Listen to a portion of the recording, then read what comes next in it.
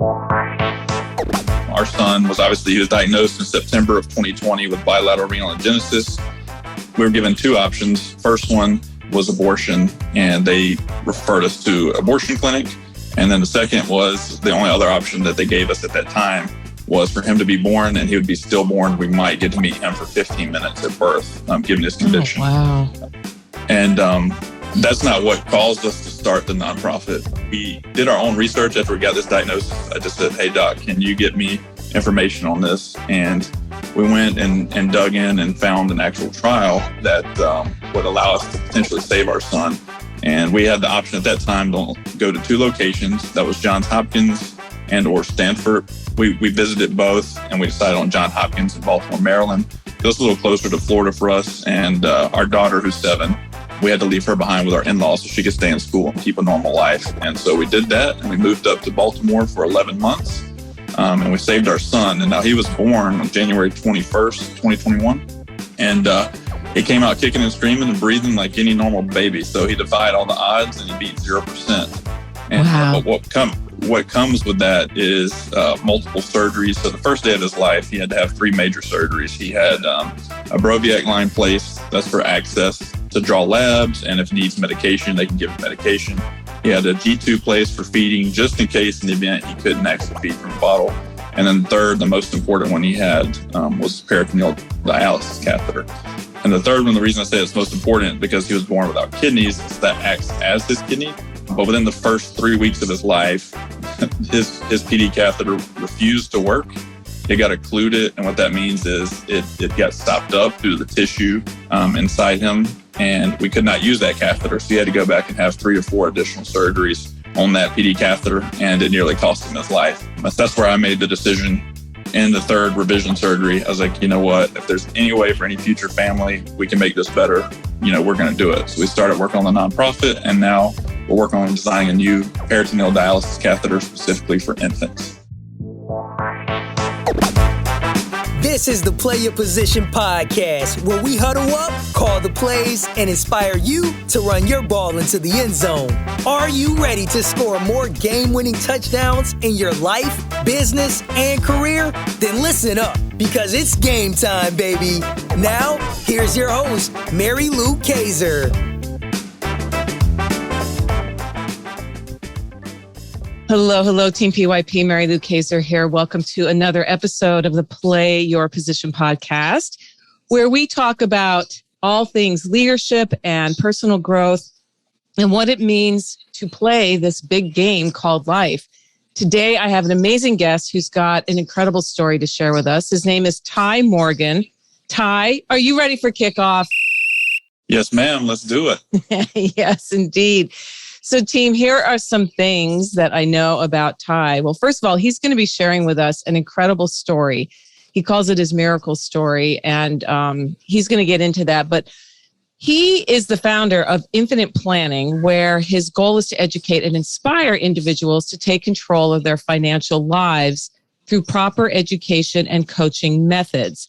Ty also recently founded the nonprofit organization Silent Guardian Angels, Inc., and like I said, he is here today to share his and his family's incredible story of faith and overcoming incredible odds, which is so much a part of saying yes to the call to leadership. So Ty, welcome to the Play Your Position podcast. Thank you for taking some time today to talk to us about your personal journey. Absolutely, Mary Lou, and we're excited to be here, and we're thankful to share our story with your audience. Yeah, so let's get right into it. Tell us your story, Ty, of when you got the call to leadership. It could be when you were younger. It could be yesterday. I mean, everybody's call and answering that call is different. But take us into your particular situation, why you do what you do, and how answering that call has played a significant role in who you are. Right. And so for my call to leadership, I think it's kind of been progression over my life. So I was born the oldest child, and both my parents always pushed me to always be a leader and set an example. And then throughout high school, I was captain of both the basketball football team. And then in college, I was voted by the team to be permanent team captain, where I played football at the University of West Alabama. So I knew I always had, the leadership abilities, and that was kind of my natural gift. The one thing I'm good at is leading people and building relationships with them. And so then the next step, I was like, well, I need to turn this into my career. Obviously, this is what I'm good at. So I went to school at West Alabama, played football there. I went to grad school at Alabama and graduated with personal finance master's. And I got a job right out of college at Aldi as in a leadership role as a district manager. And I worked there for 3 years. During that 3-year stint, a family member of mine, my grandfather, he actually suffered an injury at the age of 64. He was cutting down pine trees like he's always done in the state of Alabama, working a little clear-cut land for a business owner. And pine tree just took a wrong turn. And this was my first miracle experience. That tree hit him in his left temple. And he was in the hospital bed. And I drove up from Tampa, Florida to Birmingham, Alabama to visit him. And in that hospital bed, I just made a vow to myself, my wife, that if there was any way I could help other families in the future, I would help coach them financially. And so that's where Infinite Planning was born. And then 6 months later in that same year, my wife became pregnant with our son, Grayson. And, his pregnancy was completely normal the first 3 months. And then 3 months into that, he was diagnosed with bilateral renal agenesis, which means the complete absence of kidneys. And then from there, he's had a long journey, but that's where Silent Guardian Angels was born. And I'm happy to go into details in both of those miracle stories, however you'd like me to for the audience. Yeah, I think it's so interesting how situations like extreme crises, your grandfather's situation, and then your son can influence our lives on many levels. But with you turned those situations into actually, an organization. So tell us more about the Silent Guardian Angels, Inc. Why does that matter? Who does it serve? And how does it play? I guess it shapes your day, every day, Ty, as a leader. Tell us about that. Yeah, absolutely. And so this, I never in my life have I thought I was ever going to start a nonprofit. This was all new to me, and it's new. I learned something new every day. And then we started this. We started working on April of last year. Our son he was diagnosed in September of 2020 with bilateral renal agenesis. We were told we were given two options. First one was abortion, and they referred us to abortion clinic. And then the second was the only other option that they gave us at that time was for him to be born, and he would be stillborn. We might get to meet him for 15 minutes at birth, given his condition. Oh, wow. And that's not what caused us to start the nonprofit. We did our own research after we got this diagnosis. I just said, hey, doc, can you get me information on this? And we went and dug in and found an actual trial that would allow us to potentially save our son. And we had the option at that time to go to two locations. That was Johns Hopkins and or Stanford. We visited both, and we decided on Johns Hopkins in Baltimore, Maryland. It was a little closer to Florida for us. And our daughter, who's 7, we had to leave her behind with our in-laws so she could stay in school and keep a normal life. And so we did that, and we moved up to Baltimore for 11 months. And we saved our son. And now he was born on January 21st, 2021. And he came out kicking and screaming and breathing like any normal baby. So he defied all the odds, and he beat 0%. And, wow. But what comes with that is multiple surgeries. So the first day of his life, he had to have 3 major surgeries. He had a Broviac line placed. That's for access to draw labs. And if he needs medication, they can give him medication. He had a G2 placed for feeding, just in case in the event he couldn't actually feed from a bottle. And then third, the most important one he had was peritoneal dialysis catheter. And the third one, the reason I say it's most important, because he was born without kidneys, that acts as his kidney. But within the first 3 weeks of his life, his PD catheter refused to work. It got occluded. And what that means is it got stopped up due to the tissue inside him. And we could not use that catheter. So he had to go back and have 3 to 4 additional surgeries on that PD catheter. And it nearly cost him his life. That's where I made the decision. In the third revision surgery, I was like, you know what? If there's any way for any future family we can make this better, we're going to do it. So we started working on the nonprofit, and now we're working on designing a new peritoneal dialysis catheter specifically for infants. Oh my goodness! So an invention, a medical device that could help with so many families who face what you and your wife faced. I and listening to you, and I'm thinking of all the decisions that you had to make that were enormous. You know, obviously the first one came when you and your wife had to sit down and talk through, what are we going to do here? And I'm curious, because that moment of decision, you really you only have two choices, one or the other. There's no blending. If you wouldn't mind, how did you ultimately make the decision that you did to continue with the pregnancy, knowing that your son could be born, you'd only need him for 15 minutes? Yeah. Me personally, my wife, this was during COVID time, so I want to set the scene here a little bit. And so my wife had to, number one, we went to our regular doctor. They referred us to the specialist, didn't give us any hints, but obviously we knew we were going to a specialist. We had a feeling that something was potentially going on. And so we get there to that specialist clinic, and they make me stay in the car. And so my wife is in there for about an hour getting an ultrasound. And I'm on FaceTime with her the whole time. And after that hour's up, they say, hey, your husband needs to come in. The doctor needs to speak to you privately. So with that, I get out of the car, and the first thing I do is, I look up and say a quick prayer. And I say, God, I don't know what to say in these moments. If you can, just fill me with words. And I went in there and I sat down with my wife. And the first things that came out of my mouth was, no matter what this doctor says, we're not aborting this child. And so that was the biggest thing there. I knew we had to continue on with this. And then to not allow that second option to happen, to let him be stillborn.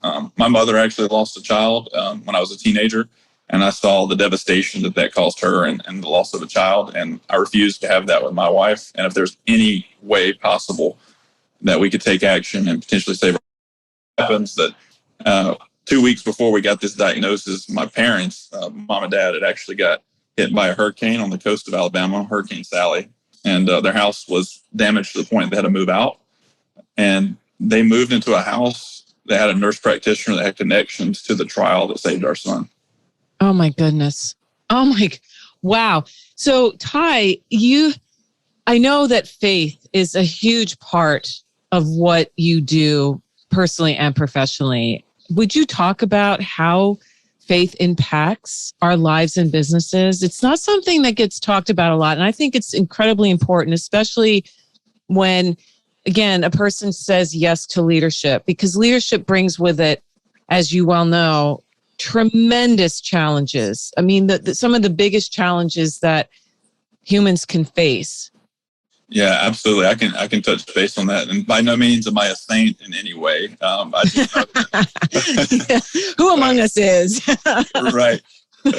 So I just know for me, growing up, I grew up in Alabama, very faith-based community. It's called the Bible Belt. And, I gave my life to Jesus Christ at the age of 11, got baptized then. And I've had my journey, through my Christian walk. I've had my ups and downs. And I think for me, kind of the turning point, a significant turning point, was actually witnessing my grandfather's injury and the fact that he was able to survive that and not be a vegetable and walk. So that really was the big impact for me. And I just said, you know what, I'm going to start this business. I'm going to put faith in God and just take action, and God will control the results. And so, throughout our journey, that's kind of, for me in business, that's specifically what's happened. So with our son's diagnosis in November, we had to make that decision to move to Baltimore.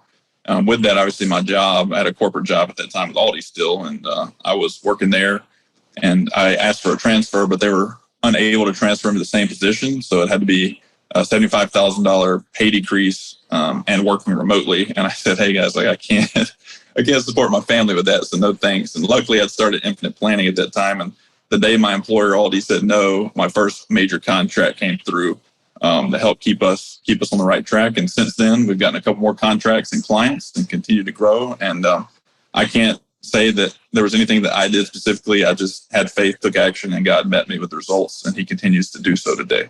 Wow. How do you define faith, Ty? What is your definition of that word?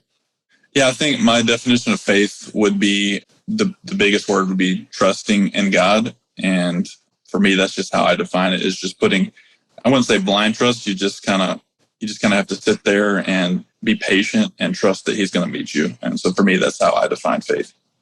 And it sounds like that's happened for you several times.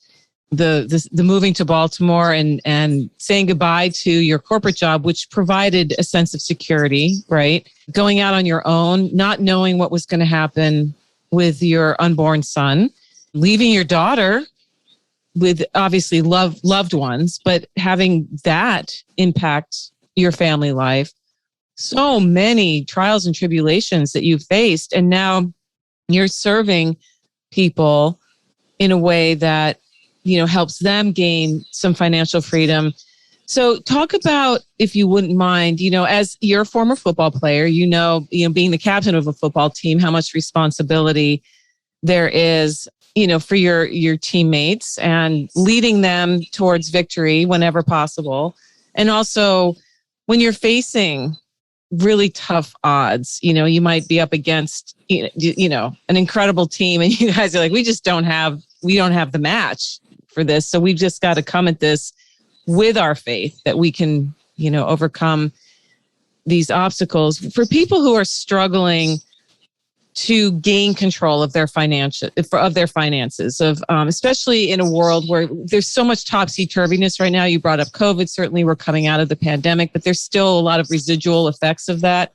The war in Ukraine right now has got the world, wondering what's going to happen over there and how that's going to impact, how it is impacting the world, right? What's your approach with people, again, as a leader in this space, to help them gain a sense of, I guess, security is an illusion, but that's really what we're helping people do.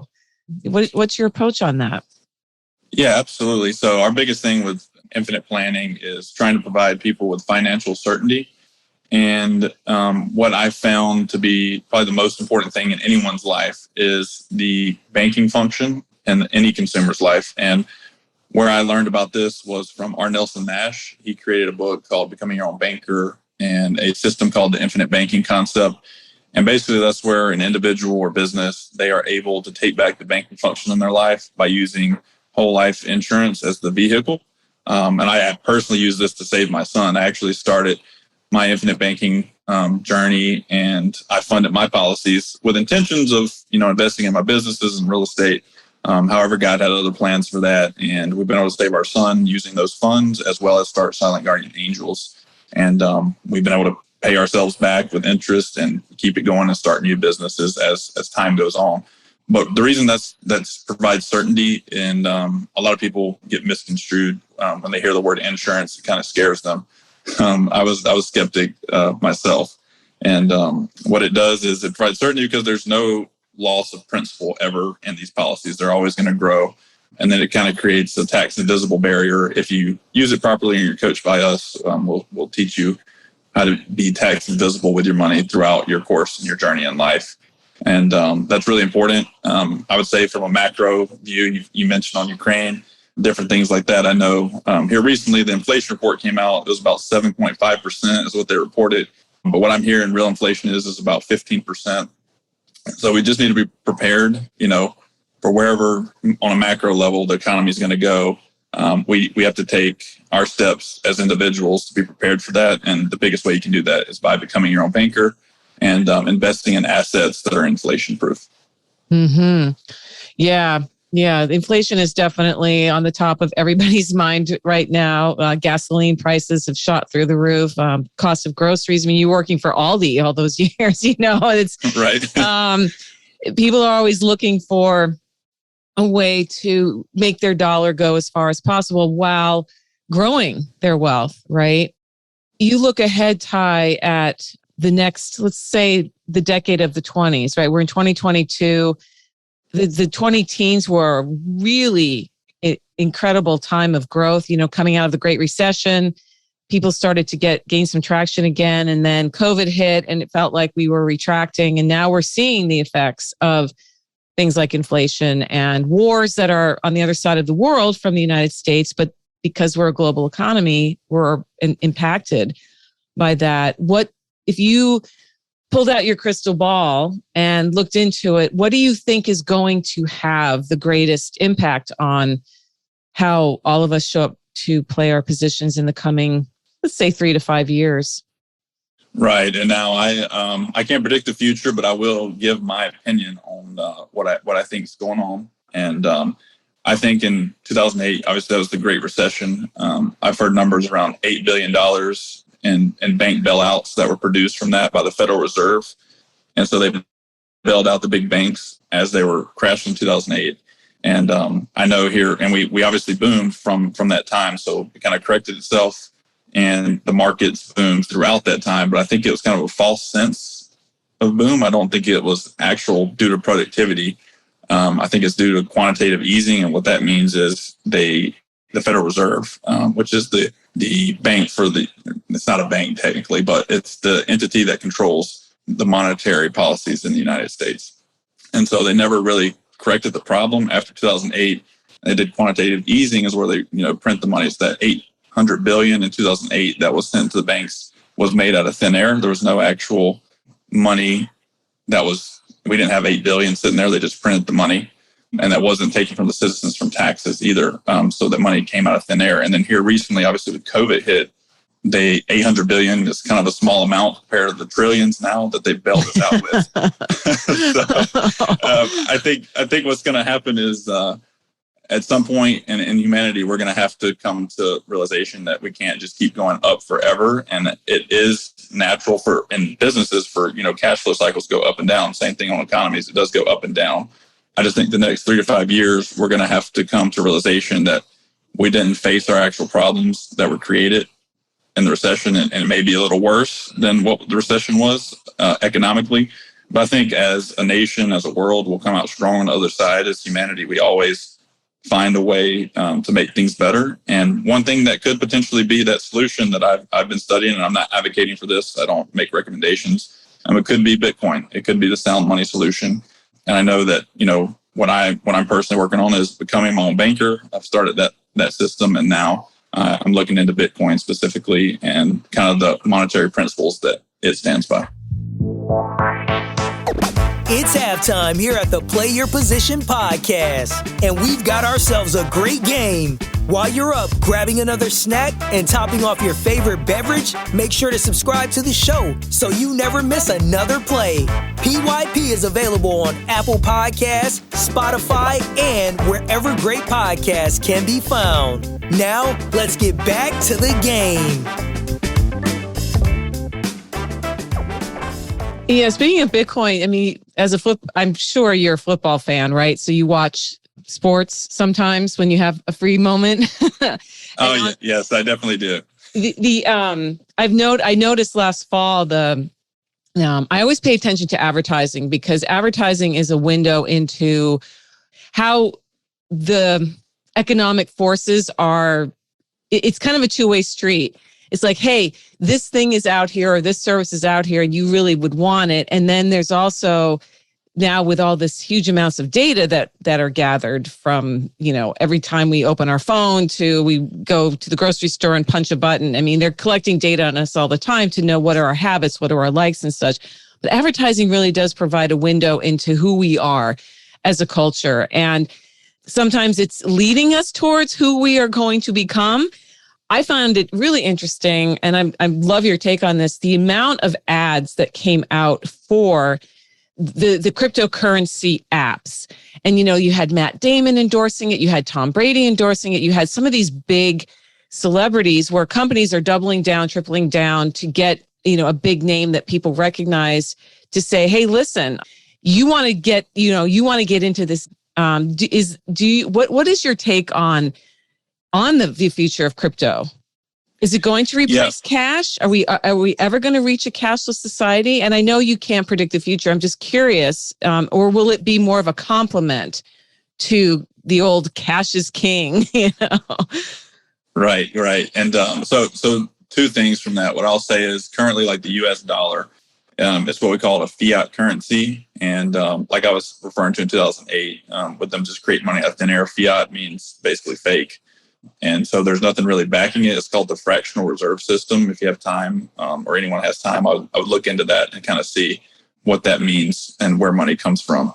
So that's a big thing. That basically means that if you were to put $1,000 into a bank can turn around and lend out $10,000, and that's creating money out of thin air. So that's one thing I'd look into. And that's what the fiat money system, the US dollar, is currently based on. And that happened in 1971 when Richard Nixon, he took the US dollar off the gold standard. And since then, the dollar has just been backed by confidence. And it's been doing well compared to other currencies out there in the world.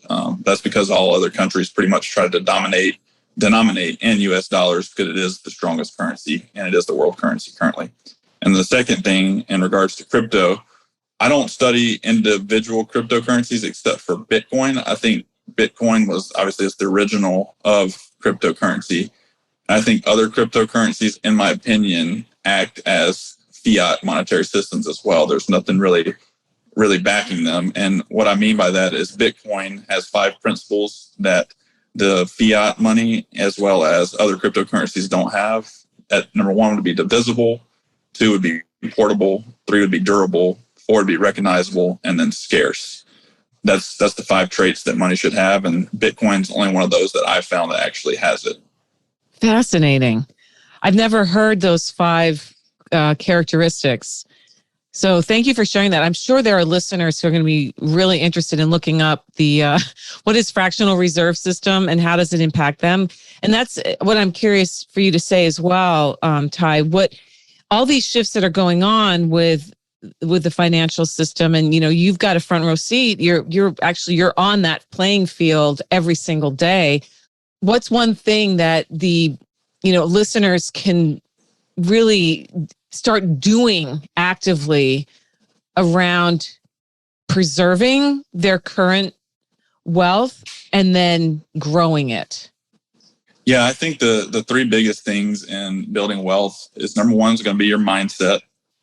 So you have to get you in the right mindset. And so to do that, the action for that would be reading. So I would say definitely if you can't find it, I can get you the book, Becoming Your Own Banker. I can get that to you. And then I'm not going to take credit for those 5 principles. Those aren't my 5 principles. I actually got those from a book I recently read and recommend everybody read. It's called Thank God for Bitcoin. That's by Jimmy Song and a couple other authors that are very well known in the Bitcoin space. And they break down kind of what I did with the fractional reserve system. They break it down how fiat system is pretty much evil in the world and then how Bitcoin is the solution. And it doesn't go into technical detail on Bitcoin. It just gives an overview of kind of how it provides a solution. Okay. Yeah. Thank God for Bitcoin. So I love when books are recommended. I'll have a link. If I can find it, I'll put a link to that book on your show notes page, Ty. But we are at the point of the show I call Touchdown, and I want you to tell your touchdown story. So work with me here. And again, as a former football player, probably know this scenario very well. There are 30 seconds left on the clock. Your team is down by 4 points. So it is now or never. Tell us a story, Ty, metaphorically, of course, about a time when you helped to get that ball into the end zone for the game-winning touchdown. Right. So, football in itself was a lot easier. And so I can definitely say that. And what I'll say is in my position, what I did was quarterback saving my son. So I've got to sit back and witness it. And my wife had to go through 25 little procedures called amnio infusions where she got shots put in her with fluid to help save him before he was born. And then I got to sit and watch the doctors and guide them. Or no, I didn't guide them, they're doctors, obviously, but I guided my son along his journey and we were able to get him home. And so for me, I played tight end in college, but I guess for me now I was placed in the quarterback position to facilitate and drive my family across that finish line to win the game. And by just having our son home, we beat all odds. And that's going to be my touchdown story. That's such a beautiful story. And your son is home with you now. And you're in the process of, you said earlier, your organization is developing a device that, did you have to go through the whole patent pending process and all that stuff? Yeah. We've been going through that. We started on the catheter before we started the nonprofits. Last February, we started on it. We went through 6 different designs with the engineer team, and then we picked what design we were going to go with. And then we worked on the prototype drawings, building it out. Right now, actually, we just are wrapping up the patent pending process. So we're submitting that. And I didn't know, I guess I should have known this with medical devices, but now we'll get the patent pending and then we have to test it. So we'll do like animal testing. and then to make sure it's, meets all the regulatory standards. And I believe after that, we'll do different medical testing on humans. And then after that, FDA will approve it, and then it can go to market. So it's about a 2 to 3 year long process. So I've learned a lot in regards to that. And thankfully, I've been able to find the right people as far as engineers, FDA consultants, and the legal team to get the patent going. Yeah. Where did you find those people? I'm curious. Did you go on social media? Did you just talk to your network? Actually, I did a lot of research on Google, and I found the engineer team first. And so they're called Kicker Design. So I went to Kicker Design, and I know they've had medical device inventions in the past. So I went with them. They've actually been able to help introduce me to the legal team as well as the FDA consultant. So they've kind of been the leader to me in this whole project. They've helped guide me along. So I'm a big advocate for that. You got to find the right people in your life to get what you want to achieve. So I'm not the end all be all. So I had to find the right people. Absolutely. And going back to something you shared at the very beginning, the craziest, when you are clear about what it is you want to do, the right people appear.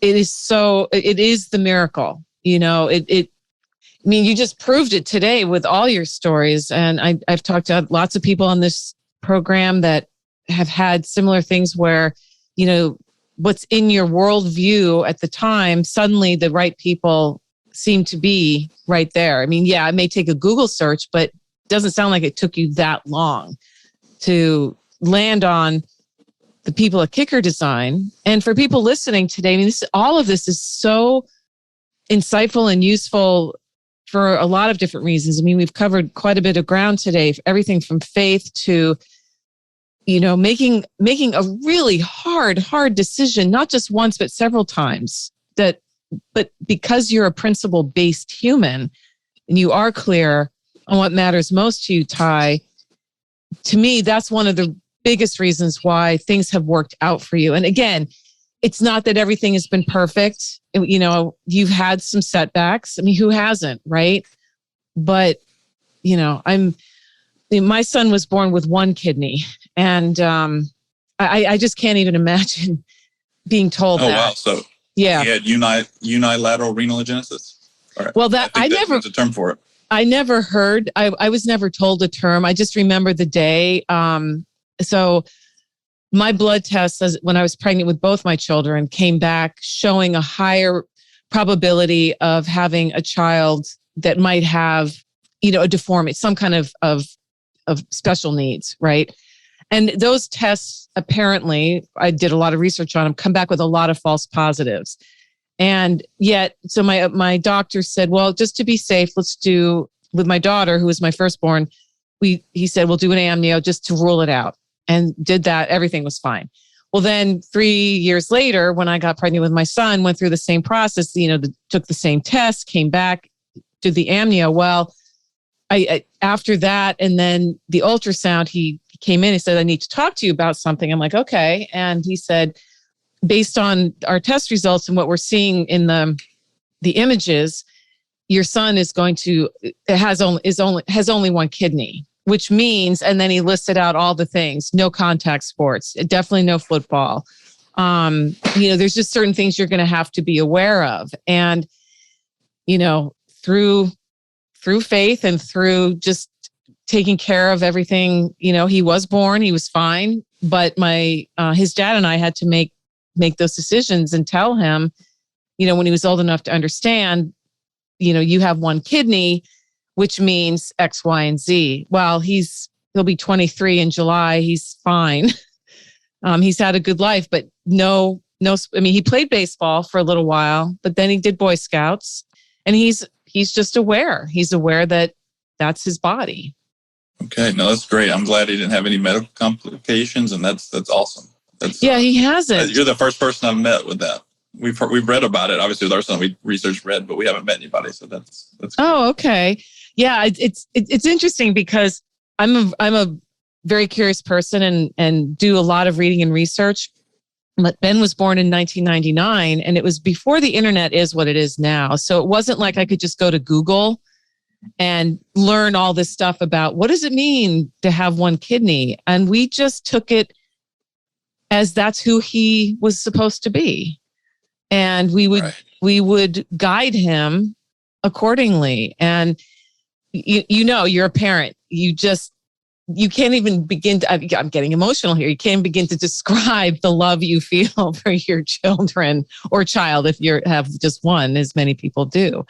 And when you know that there's something that makes them different, there's something that he's going to have to fill out on every form, going through school, because they do. Any medical conditions, I have one kidney, right? And the nurse, his dad and I had a lot of conversations over the years with different school nurses, because they wanted to check in and make sure, is there anything that we need to be aware of? Is he on any kind of special medication? And is there anything that we, want to make sure he doesn't get into? And, you and your wife on the journey that you're on, I mean, I don't know how much information there is about the situation that your son is in, but you guys are pioneers, I imagine. You're leading, especially if you've invented this device.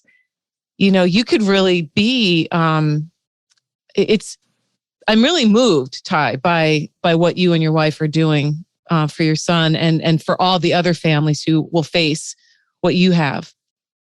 Absolutely. We appreciate that. And it is a long journey, and we'll see what becomes of his life. And as far as pioneers go, there's a couple babies born before him, but I know we're in the top 10. There's less than 10 of these babies alive. And the oldest child with this condition, I think, is around 10 years old at this time. Yeah. I know people who have donated a kidney to someone, which is a different beast, but oh man. Yeah, my faith in humanity has been increased significantly today from our chat. And for people who'd like to know more about you, Ty, where do you hang out online? Yeah, so I have two sites. On the financial side, it's infiniteplanning.org. And then for Silent Guardian Angels, that's anyone who's facing impossible circumstances and needs support. And our organization is specific to what our son has. And we affiliate with the RAF trial to help people get connected there. That is silentguardianangels.com. Okay. And again, team, links to connect with Ty will be on his show notes page at pyppodcast.com.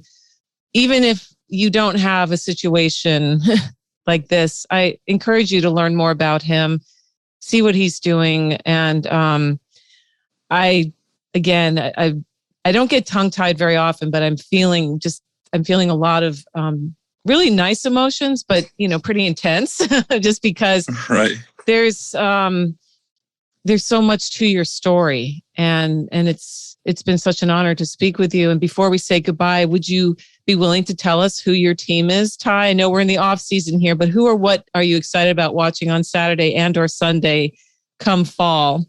Oh yeah. So as a football player, a lot of people don't like Tom Brady, but I am a Tom Brady fan. I just like his tenacity and his willingness to win. So I was a Patriots fan when he was there. And then one of my teammates, actually, Malcolm Butler, helped the Patriots win the Super Bowl. So I was a Patriots fan, but now that Malcolm's retired and Tom Brady's at Tampa, I'm a Tampa Bay Buccaneers fan, and we live in the area.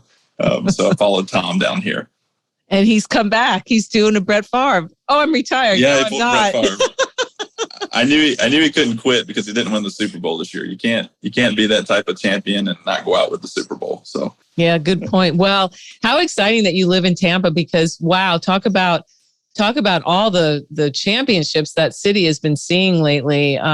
It's definitely a hotbed for sports, and oh my gosh, we'll see what the season brings. They're coming up on draft day next month, and a lot of movement, a lot of new coaches, a lot of new players, a lot of people leaving. That's what I love about sports. There's always something. And as of this recording, we're in the middle of March Madness, about ready to see who's going to win through the Sweet 16. So it's all exciting for us sports fans. Never a dull moment. Absolutely. Well, Ty, this has been great. Thank you again so much for your time today. And I wish you all the best, you and your wife and your children. I know I'll be following your journey. Thank you so much, Mary Lou. Thank you for having us on to share our testimony. Hey team, Mary Lou here. Who's number one in football changes from year to year. Fashion trends come and go, same with musical tastes. But leadership skills, they never go out of style. In fact, these days, leadership is an essential survival skill for a world that demands more from us than ever before. To succeed these days, you need to know how to show up for yourself so that you can then do the work you love with people you like the way you want. The Play Your Position Leadership Playbook helps you do this, and it's free. Go to pyppodcast.com to download your copy today. If being more successful this year, next year, in the 21st century is on your to-do list, get your copy of the Play Your Position Leadership Playbook now. pyppodcast.com. It's at the top of the page. You can't miss it. That's pyppodcast.com, and start being more of the leader you are meant to be today. This podcast was produced by Daniel Romeros. Show notes for this episode can be found over at pyppodcast.com. I'm Mary Lou Kaiser. Thanks for listening.